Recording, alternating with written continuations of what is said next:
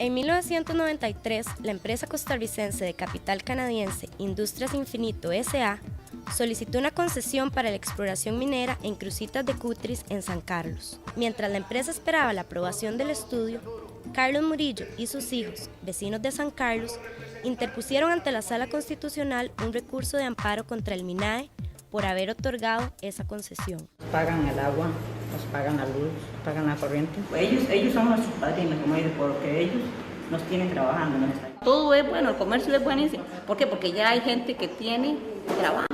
Ni siquiera podían venir los estudiantes al colegio. ¿Por qué? Porque ni siquiera caminos tenían. Aquí en Copevega nunca ha habido un desarrollo como estamos. Mire, si es que de verdad es un pueblo que es olvidado completamente por el gobierno. Imagínense que ahí van a derrumbar un bosque que aproximadamente tiene 115,000 árboles. Pone que las áreas de reforestación que se habían ofrecido como parte de la compensación por el bosque que es necesario remover, porque debajo de él está parte del yacimiento de oro, la Setena nos otorgó una segunda viabilidad ambiental.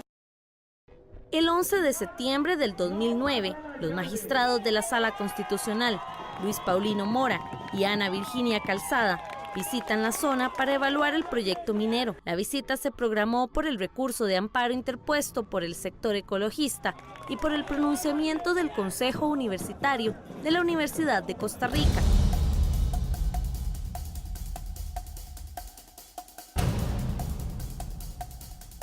El gobierno de Óscar Arias no solo derogó la moratoria, sino que además declaró el proyecto de interés nacional. Esta decisión provocó que las comunidades retomaran la lucha. La empresa realizó un barrido con maquinaria del suelo y cuando ya se dieron a conocer las denuncias, procedió a pagar peones que regaran pasto. Estamos con Fabián Pacheco, quien es miembro del Bloque Verde, grupo que organizó esta actividad. Fabián, si nos contás cuál es el motivo de esta actividad. Sí, estamos aquí para hacer un vehemente llamado a la sociedad civil a unirse mañana a la lucha contra la minería, a demostrar su repudio tanto en San Carlos como en San José y salir a las calles con nosotros a defender los ecosistemas, porque la lucha contra la minería es una lucha por el bienestar público y contra el beneficio privado de compañías extranjeras que lo que buscan es llevarse el oro y dejar la destrucción. Señora Presidenta, por favor, declárele la verdadera paz a la naturaleza y no ese paz a balazos que le dio Óscar Arias a los bosques de Costa Rica. Gracias.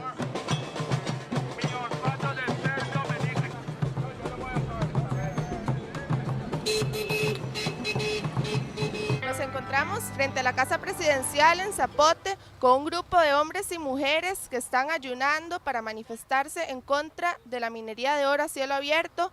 Son de las agrupaciones Ni Una Sola Mina y la coordinadora de la zona norte en oposición a la minería. Se armaron las tienditas de campaña y no teníamos ni 5 minutos de estar acá cuando por orden de Laura Chinchilla supimos de fuentes confiables, nos dijeron que o bajábamos quitábamos las carpas o nos decomisaban todo y por supuesto tuvimos que dormir encima para que no nos quitaran eso. Pasado viernes 16 de abril de 2010, la Sala Constitucional se pronunció a favor de la empresa minera Industrias Infinito S.A., en un fallo con 5 votos a favor y 2 en contra, con lo que da luz verde a la extracción de al menos 700,000 onzas de oro durante los próximos 10 años. Ante la decisión de los magistrados, el movimiento ecologista no se dio por vencido.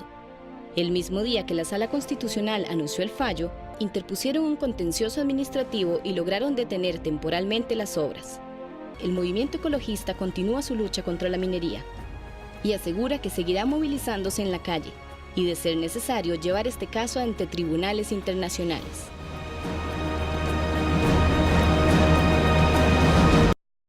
El 24 de noviembre del 2010, el Tribunal Contencioso Administrativo anuló la concesión de la empresa minera Industrias Infinito, cuyo proyecto representa un gran impacto ambiental en la comunidad de Cutris de San Carlos.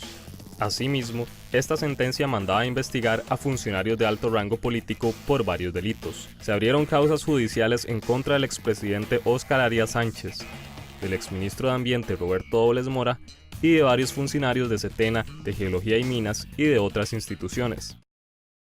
Interponiendo demandas por millones de dólares, la empresa minera Industrias Infinito pretende llevar ante los tribunales a 5 personas que en algún momento dieron declaraciones cuestionando la legalidad del proyecto minero Cruzitas. Se trata de los profesores universitarios Jorge Lobo y Nicolás Boeglin, el abogado Edgardo Araya y los diputados del Partido Acción Ciudadana Manrique Oviedo y Claudio Monge. Aquí estamos viendo un daño ambiental considerable, pero aún lo anterior es superficial. Desde el punto de vista de restauración y contención ecológica, esto en cuestión de 1 o 2 años está totalmente recuperado. La cobertura forestal, la vida silvestre, la naturaleza se recupera muy grande. Pero la empresa minera hubiera hecho un hueco de 50 hectáreas de circunferencia y 70 metros de profundidad, extrayendo todo ese material y usando químicos que en una escala muchísimo más grande que eso. Por lo tanto los daños ambientales y ecológicos hubieran sido 100, 200, 300 veces más altos que lo que estamos viendo hoy. Hola amigas y amigos de Era Verde, hoy queremos empezar diciéndoles que la presentadora habitual, Génesis Cruz, no va a continuar con nosotros porque se va a dedicar a proyectos también en pro del ambiente, pero fuera de San José, y por esa razón ella no nos va a poder seguir acompañando. Génesis, te agradecemos de verdad tanto esfuerzo, tanto trabajo regalado en pro de un mundo más sano y más justo. Te mandamos un abrazo. Y bueno, ahora sí vamos a entrar en materia. En Cruzitas, en la zona norte, ha habido intentos de minería muy fuertes por parte de la empresa canadiense Infinito Gold. Esa lucha se logró ganar en contra de esa minera, pero recientemente se ha llamado la atención algunas acciones de coligalleros artesanales, y bueno, queremos hablar de qué está pasando en Cruzitas y qué hacer para mejorar la calidad de vida de las personas que ahí viven. Para eso tenemos a Heidi Murillo, quien es ambientalista, representante de Unovida. Heidi, estuviste al frente de la lucha antiminera hace unos años, ¿cómo estás? Bien, gracias José, muchas gracias por la invitación y un saludo a todas las personas que nos acompañan el día de hoy. Gracias a vos, Heidi. También nos acompaña don Edgardo Araya, quien es abogado, ambientalista, también de Unovida, exdiputado, y estuvo al frente del proceso legal en contra de la empresa minera Infinito Gold. ¿Cómo estás, Edgardo? Muy bien, muy bien. Un saludo a toda la gente que nos está viendo y escuchando. Muy bien. Heidi, para refrescarnos la memoria y pensando en la gente más joven que tal vez no tiene esto tan fresco, muchos años de lucha y se alcanza el objetivo. ¿Por qué el movimiento social y luego Costa Rica se opuso a la extracción minera en Cruzitas? Bueno, este es un proceso que viene desde mediados de los años 90, ¿verdad? Cuando el presidente Figueres invitó a mineras y petroleras a venir a explorar a puertas abiertas nuestro país, ¿verdad? Desde ese momento se levantó el movimiento y tuvo, digamos, sus altos y bajos en distintas coyunturas.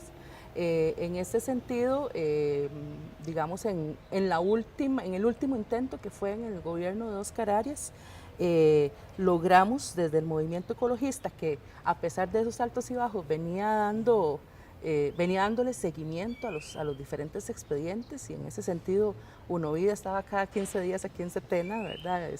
Viendo cómo iban los procesos y Edgardo planteando los recursos necesarios y tal.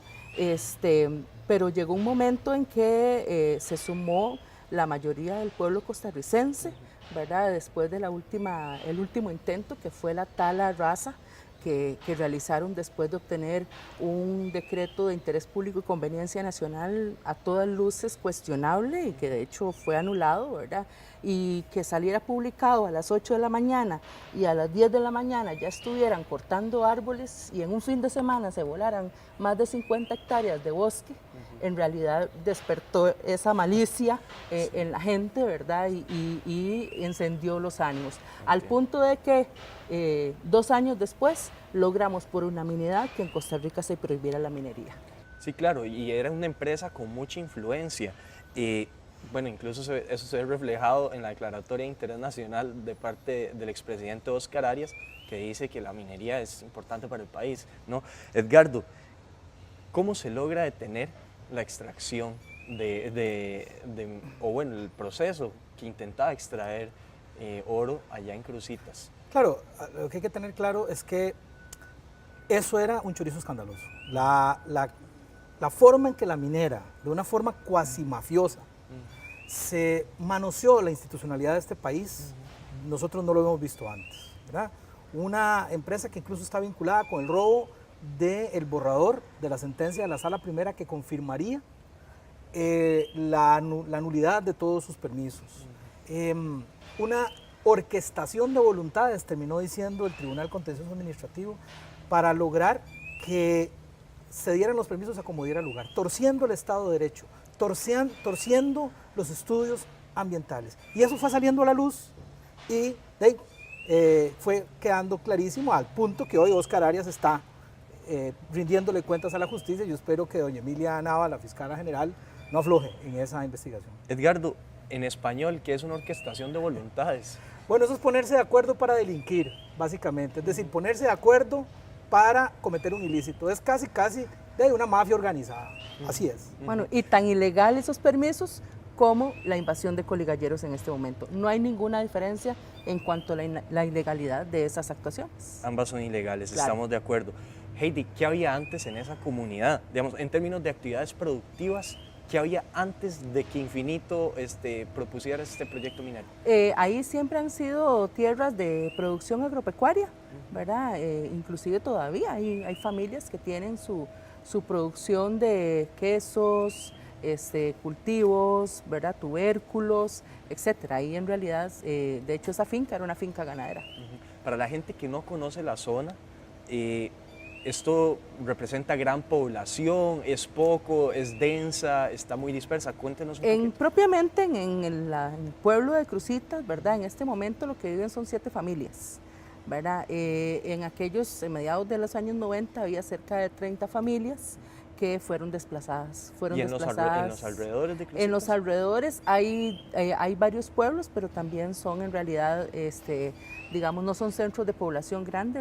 El más grande quizás Copevega, ¿verdad? Pero en realidad son muy pocas las familias que viven ahí, casi todos son fincas, ¿verdad? Y muchas de las familias que viven ahí son, digamos, porque trabajan en las fincas, por ejemplo. En fincas, en cuestiones ganaderas. Cuestiones ganaderas, agrícolas, inclusive madereras. Muy bien. Bueno, vamos a pasar en este momento a una nota informativa donde vamos a poder observar precisamente, incluso desde el aire, cuál es la situación que en este momento está enfrentando Cruzitas. Era Verde se presentó ahí y está la información.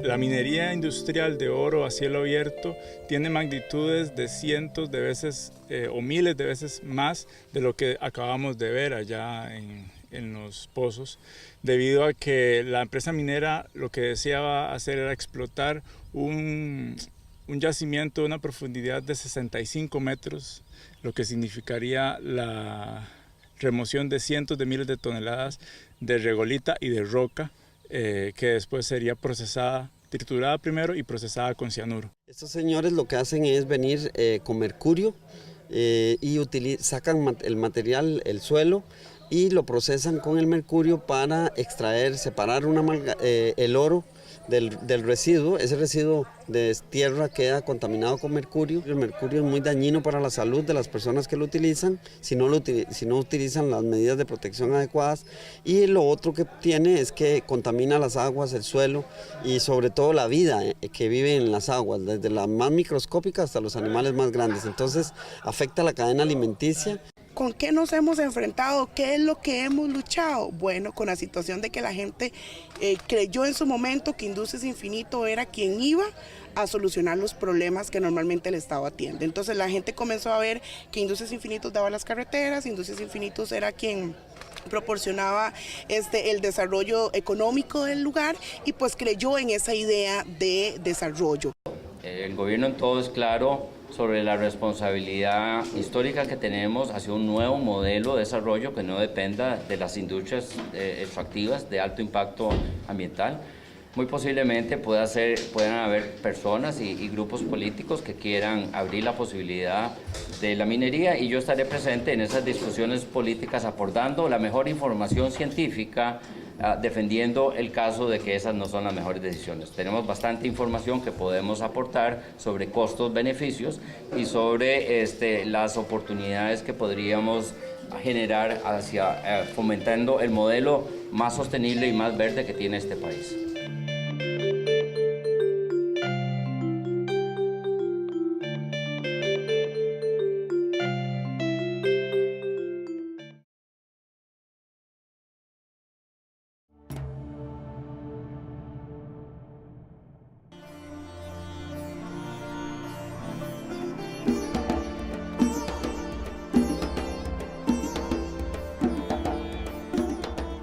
Estamos de vuelta con más de Era Verde. Como veíamos en la nota anterior, desde hace varios meses se está extrayendo oro por parte de coligalleros artesanales en la zona de Cruzitas, en la zona que dejó lista la empresa Infinito, la empresa canadiense. Edgardo, ¿quiénes son estas personas? ¿Por qué lo hacen? ¿Y qué hacen con ese oro? Bueno, hay de todo. A ver, al inicio era gente de Avangares que sabían del tema de la minería. Yo no descarto que mandos medios de la empresa minera hayan ido a dejar la información estratégica ahí para que supieran a dónde más o menos estaba el tema de poder extraer ese oro. Y luego pues se desató una especie de fiebre del oro y ahí se conocen historias de gente que incluso empresarios, finqueros, que dejaban su finca por ahí e iban a probar suerte. Ahora se ha concentrado mucho en personas, digamos, extranjeras, fundamentalmente nicaragüenses, aunque también hay personas nacionales que vienen a probar suerte. Y es que hay una especie de mito, algunos lo lograrán, otros no, de que en una semana o en unos días se puede obtener muchísima plata en la extracción de oro. Pero hay que recordar que ahí hay que mover 1 tonelada de material para obtener 1 gramo de oro. Está demasiado diseminado, entonces no es fácil hacerlo. Pero fundamentalmente hay gente que viene a probar suerte. ¿A quién le venden ese oro? ¿Qué es lo que hacen con ese oro? Si hablamos de crimen organizado en la época de Infinito, hoy tenemos que hablar también de crimen organizado. Esta gente no anda cada quien por su lado, y prueba es el ataque que recibió el campamento y que destruyeron una serie importante de infraestructura. Eso era una gente guiada y dirigida estratégicamente a eso. Y además, bueno, por dónde entra el mercurio, por ejemplo, para trabajar, quién lo trae, hay toda una red que lo trae, que lo pone ahí, hay otra red que saca el material de ahí y lo lleva a otro lado.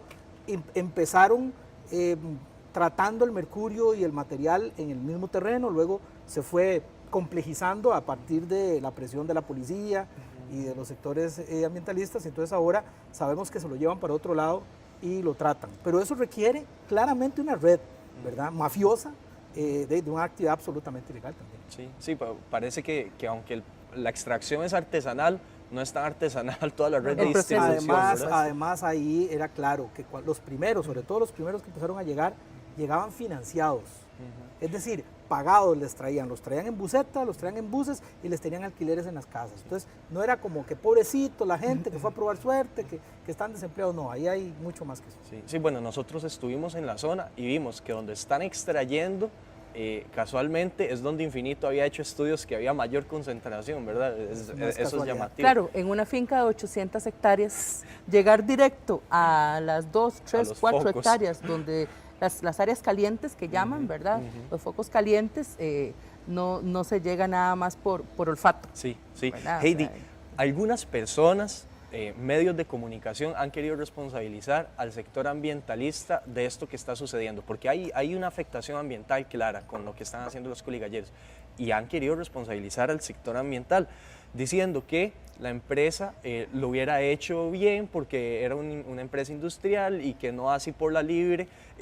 ¿Son responsables las personas ambientalistas? Si no, ¿quiénes son los responsables? Para nada, José. Bueno, empezando por lo que planteamos antes, ¿verdad? Que tan ilegal eran los permisos que tenía Infinito como esta actividad que están realizando los coligalleros, eso es lo primero. Lo segundo es que en volumen de material procesado no hay comparación, bueno, hasta este momento sí se detiene, ¿verdad? Claramente, pero no hay comparación entre la afectación que hay en este momento y lo que pudo haber habido, ¿verdad? Estamos hablando de un proyecto que literalmente le iba a dar vuelta a dos cerros que iba a manejar cerca de 20 toneladas de material, por un lado, y por otro lado que nos iba a dejar una laguna de lixiviados, o sea, una laguna con lodos tóxicos, que eso iba a estar ahí eternamente, a la cual ellos le iban a dar mantenimiento durante 30 años, y después nosotros teníamos que ver qué hacíamos con eso. Teníamos que ver que eso tenía que tener más de 1 metro de profundidad de agua para que todos esos químicos tóxicos no salieran al ambiente, ¿verdad? Entonces yo, ahora que estuvo el huracán Otto, ¿verdad?, donde vi todas esas inundaciones, yo digo, ¿qué hubiéramos hecho ahí con esa laguna de lixiviados? Si hubiera roto el dique o simplemente se hubiera desbordado la laguna. ¿Qué hubiéramos hecho, verdad? Entiendo. Y en este tiempo de un contexto en el que estamos con cambio climático, a como están esos eventos de Otto, también puede haber sequía, ¿verdad? En la frontera tenemos momentos de sequía, claro, y entonces hubiéramos tenido que usar el agua de nuestras comunidades para mantener a flote, o mantener más bien tapada esa laguna eternamente, ¿verdad? Entonces no hay comparación. Heidi, concretamente, ¿quién diría usted que es el responsable? A ver, a mí sí me parece que hay negligencia, o que hubo negligencia, ¿verdad?, del gobierno anterior para controlar la entrada ahí en esa finca, ¿verdad? Por otro lado, como lo decía Edgardo, también sospechamos, y es un tema delicado, ¿verdad?, que cómo le llegó la información a esa gente. O sea, a todas luces haya una intención de ocasionar un caos que justifique el levantamiento de la prohibición del 2010. Eso lo tenemos clarísimo, porque solitos no hubieran llegado a esos lugares. Muy bien, bueno, por ahora vamos a hacer una breve pausa, ya casi volvemos con más de Era Verde.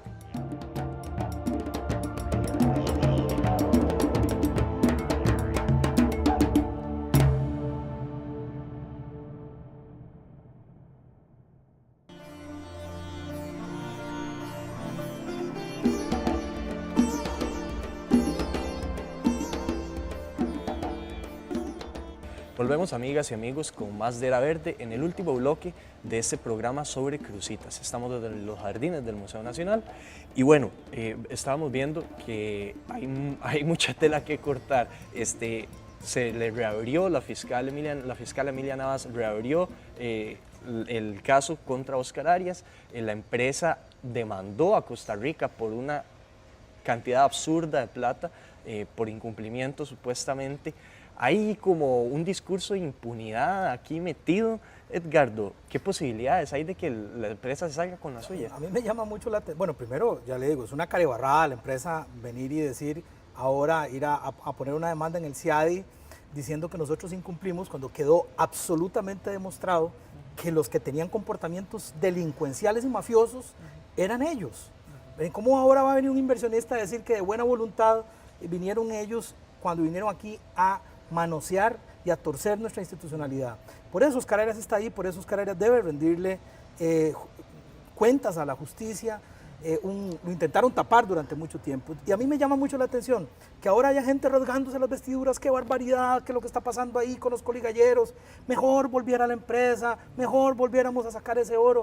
Eso para mí es un intento de empezar otra vez a posicionar en la opinión pública costarricense la idea de que eventualmente habría hasta que quitar la prohibición para extraer minería de oro a cielo abierto, cuando sabemos que este país ya optó por otra cosa. El desarrollo de este país va por otro lado y tenemos propuestas muy concretas ahí para desarrollo alternativo en lugar de la extracción minera.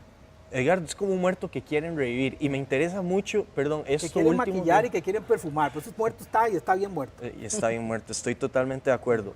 En eso que usted me mencionó ahí al final, alternativas productivas. Mucha gente dice, es que la riqueza del oro, ¿cómo la vamos a desaprovechar? Por ahí yo leía una columna de opinión donde decía, bueno, es que Crucita no tiene la culpa de que sea tan rico en oro. Bueno, y yo tampoco tengo la culpa de tener 2 ojos que valen mucho en el mercado negro, ¿verdad? Pero no me los voy a sacar. Ni que los geólogos estén buscando cómo trabajar, ¿va? Claro, y a margen de la ley, ¿verdad? Porque uno se puede ganar la plata o buscarla. ¿Cuáles son las alternativas, Edgardo? Mire, ahí la alternativa que queda es que el Estado compre esa finca, la adquiera. Los fondos hay, o sea, no es un problema de fondos. Tenemos la demanda anterior, la que se presentó inicialmente, que todavía se está valorando el daño ambiental inicial que presentó Infinito ahí. Ahí hay una plata retenida en Setena, que era de la empresa, que fue lo que le logramos retener a la empresa. Ahí hay plata suficiente para establecer en esa finca un centro universitario de investigación y de educación ambiental. También tenemos la posibilidad de establecer ahí propuestas para desarrollo alternativo sostenible. Tenemos el apoyo de las universidades públicas y privadas presentes en la zona. Por dicha, hoy tenemos también el apoyo político del actual ministro de Ambiente.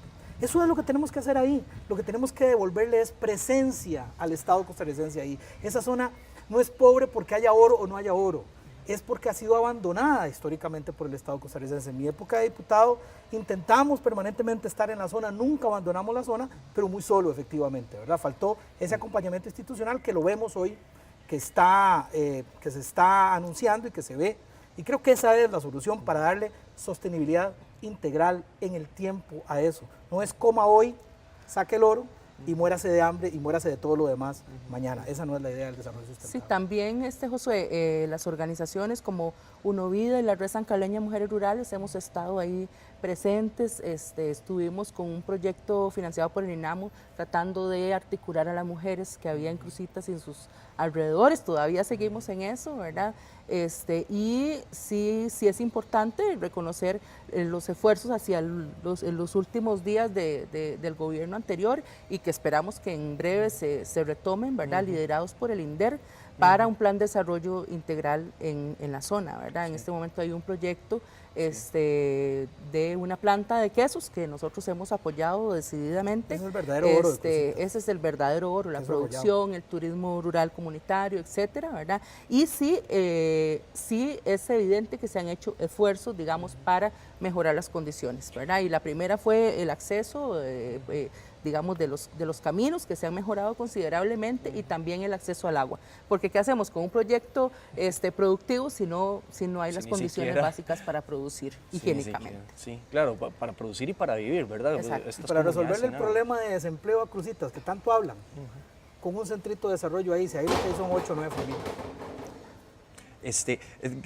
Perdón, Heidi, en la misma línea, los medios tradicionales han dicho que ha enfatizado que es una zona muy pobre, hay mucha pobreza en la zona. ¿Cómo asegurar la calidad de vida de estas personas y cómo al mismo tiempo reparar el daño ambiental? Así breve para cerrar, Heidi. Bueno, es que efectivamente nosotros estamos planteando la compra de la finca, ¿verdad? Y un proyecto de restauración de los daños que han estado en este momento, porque están los daños de hace 10 años de la tala rasa de 50 hectáreas, ¿verdad? Más los daños que han hecho los coligalleros, pero ahí tiene que haber, digamos, una participación muy amplia para que las comunidades se aprendan de esa propiedad, ¿verdad? Y se logren desarrollar y que esa propiedad sea no solo un santuario del agua y de la naturaleza, sino también sea precisamente el motor de desarrollo de todas las comunidades.